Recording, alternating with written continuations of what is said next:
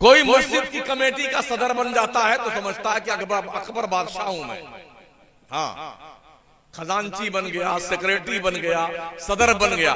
वो इंटरव्यू होता जाहिल आदमी जिसको अलिफ का पता नहीं कि खड़ा है कि पड़ा है, वो हाफिज जी का इंटरव्यू लेता है। हाँ,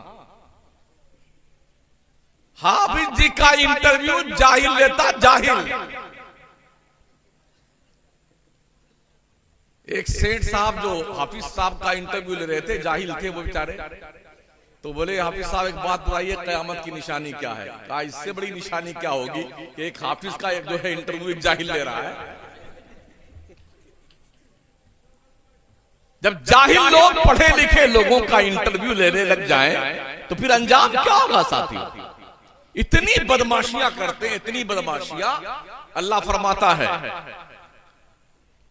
इमामों के हवाले से, हश्र के मैदान में मुक्तदियों को उनके इमाम के साथ अल्लाह बुलाएगा।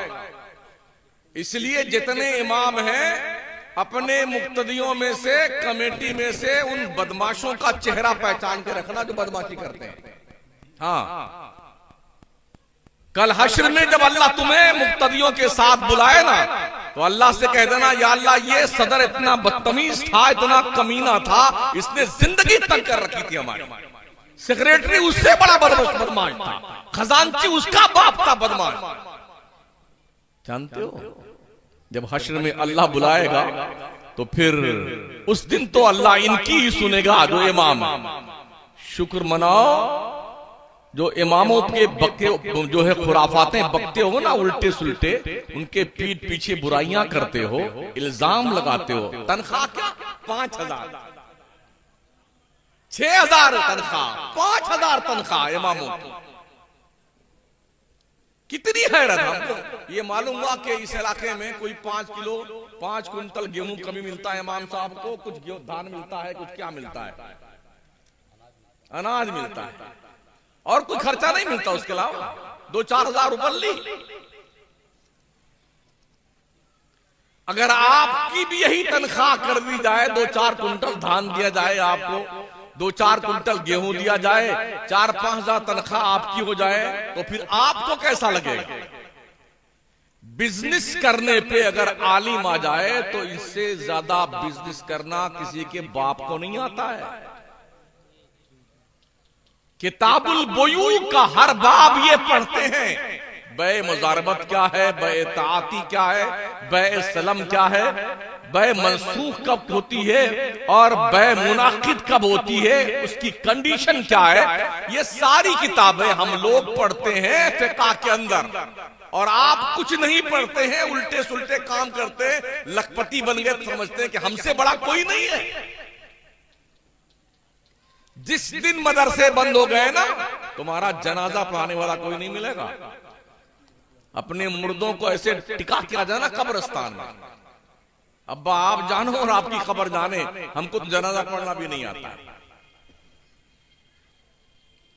मदरसों को आप कदर की नजर से देखिए, इज्जत की नजर से देखिए। वैसे भी मुल्की पैमाने पे मदरसे टारगेट हैं, निशाने पे हैं। लोग मदरसों के चटाई के नीचे बम ढूंढ रहे हैं, मिसाइल ढूंढते हैं, तमंचा ढूंढते हैं। उन्हें यह पता नहीं जहां टूटियां सलामत नहीं है, नल टूटा हुआ है, लोटा टूटा हुआ है, फटी हुई दरिया है जिसपे तलबा बैठते हैं, उस पे तुम्हें बम नजर आता है। तो जब दुनिया इतनी पैनी नजर मदरसों पे रखती है, तो कम से कम आप भी तो शऊर की आंखें खोलो। अपने मदरसों को जिंदा रखने के लिए कोई ऐसा इक़दाम कीजिए कि हमारे मदरसे लोगों के मोहताज ना रहे। ये कोशिश कीजिए। क्या आप बता सकते हैं, स्कूल के अंदर तो आदमी डोनेशन देता है, फीस देता है, ड्रेस का पैसा कमाते हैं, किताबों का पैसा कमाते हैं। यहां क्या होता है? फीस फ्री, पढ़ाई फ्री, दवाएं फ्री, खाना फ्री, सब फ्री, मौलाना फ्री, हाफिज फ्री।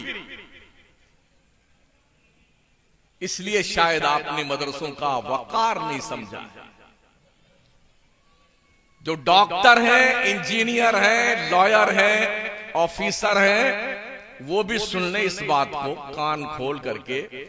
इस्लाम के इन्हीं दानिशगाहों से दुनिया ने इल्म सीखा है।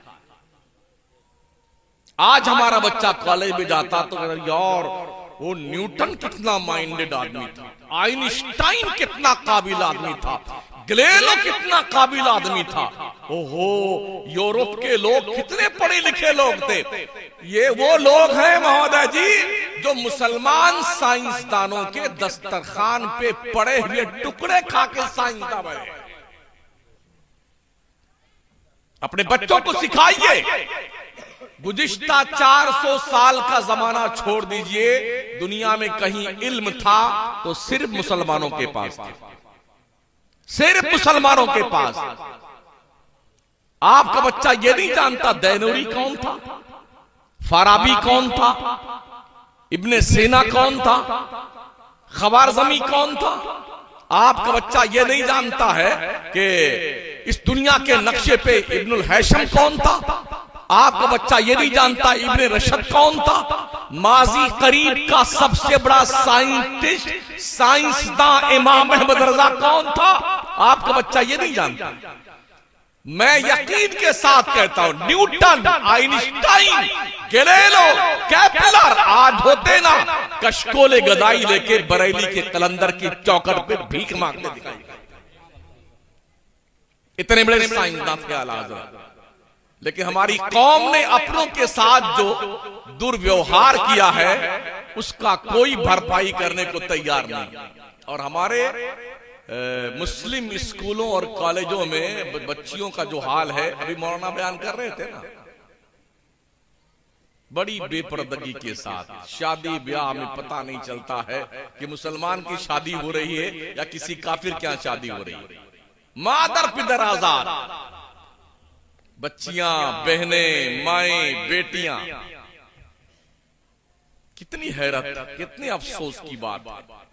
शायद आपको पता होगा कुछ साल पहले कर्नाटक की एक लड़की ने हिजाब के ऊपर ऑब्जेक्शन करने की बुनियाद पर जब उसे गेट के अंदर एंट्री नहीं मिली थी और उसके साथ छेड़खानी की गई थी, मुस्कान नाम था उसका, और उसे स्कूल से निकाल दिया गया।